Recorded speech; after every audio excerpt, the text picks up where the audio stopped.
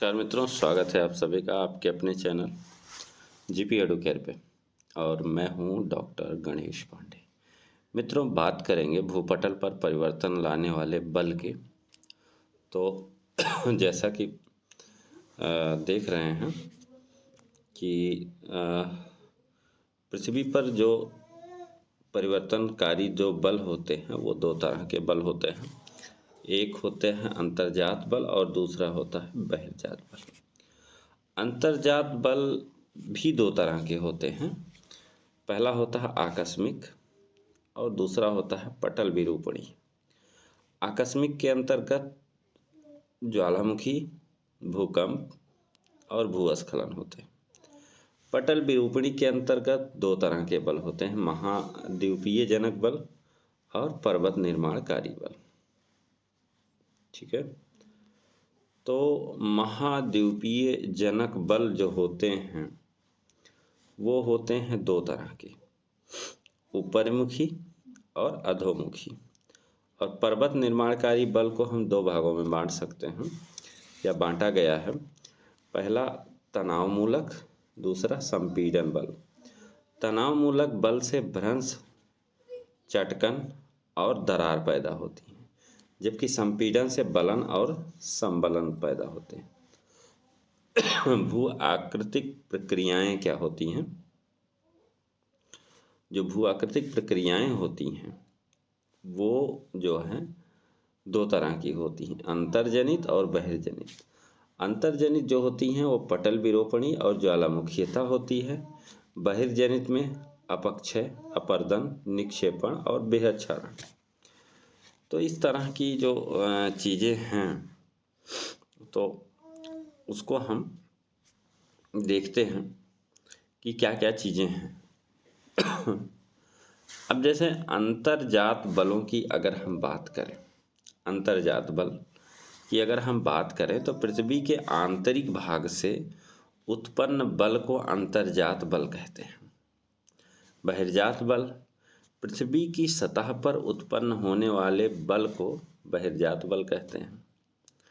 यह बल भूतल पर समतल की स्थापना करता है, अतः इसे समतल स्थापक बल भी कहा जाता है। अब जो अंतर्जात बल होते हैं उनको दो भागों में बांट सकते हैं, एक आकस्मिक, दूसरा पटल विरूपणी। आकस्मिक में ज्वालामुखी है, भूकंप है और भूस्खलन। पटल विरूपणी में ये बल पृथ्वी के आंतरिक भाग में अत्यंत धीमी गति से क्षैतिज तथा लंबवत दोनों रूपों में क्रियाशील होते हैं। ठीक है, तो जिसे धरातल पर हजारों वर्षों बाद किसी बड़े स्थल रूप का निर्माण हो जाता है। क्षेत्र विस्तार की दृष्टि से देखें तो इन्हें दो भागों में बांट सकते हैं पटल विरूपणी, इपीरियोजेनेटिक एंड ओरोजेनेटिक, महाद्वीपीय जनक बल और पर्वत निर्माणकारी बल। ठीक है,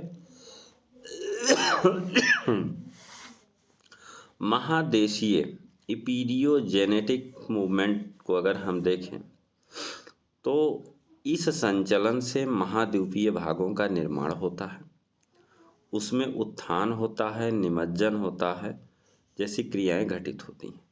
जब महाद्वीपीय भाग या उसका कोई क्षेत्र, जब महाद्वीपीय भाग या उसका कोई क्षेत्र अपनी सतह से ऊपर उठ जाता है, अपनी सतह से ऊपर उठ जाता है तो उस पर लगने वाला बल जो है ऊपरमुखी बल कहलाता है तथा ऊपर उठने की जो क्रिया होती है उसे अपलिफ्टमेंट कहते हैं, उभार कहते हैं।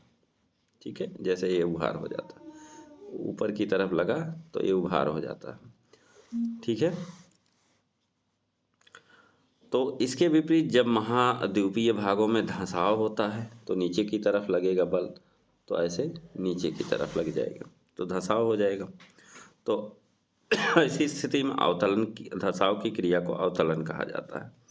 धंसाव के दूसरे रूप में स्थल खंडों का जो सागरीय जल है के निमज्जन होता है तथा तटीय या सागरीय भागों में घटित होता है।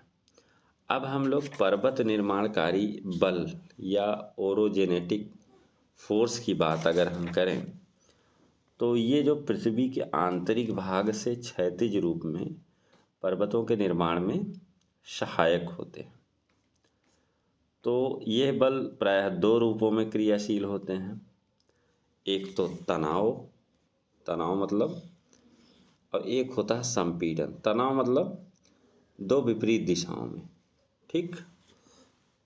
जब दो विपरीत दिशाओं में कोई बल कार्य करेंगे तो उसमें तनाव होगा, और तनाव से होता है भ्रंश।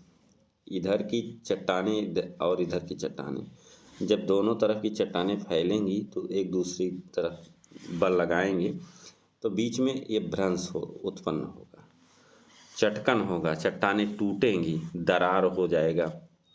लेकिन जब संपीड़न बल कार्य कर रहा होगा तो संपीड़न बल के कारण जो है फोल्डिंग होगी, बलन, ठीक है, बलन की क्रिया होगी। तो जो नीचे का जो भाग है वो ऊपर उठ जाएगा प्रेशर के नाते। तो बलन और बलन की क्रिया होती है, ठीक है। जैसे रॉकी पर्वत, हिमालय, आल्प्स, एंडीज, अपलेशियन, ये जो है परिणाम है बलन के, ठीक है। तो ये तो रहा कुछ जो भूपटल पर परिवर्तनकारी बल होते हैं, कैसे काम करते हैं, तो इसके बारे में हम लोगों ने देख लिया। फिर मिलेंगे एक नई वीडियो के साथ, तब तक के लिए नमस्कार।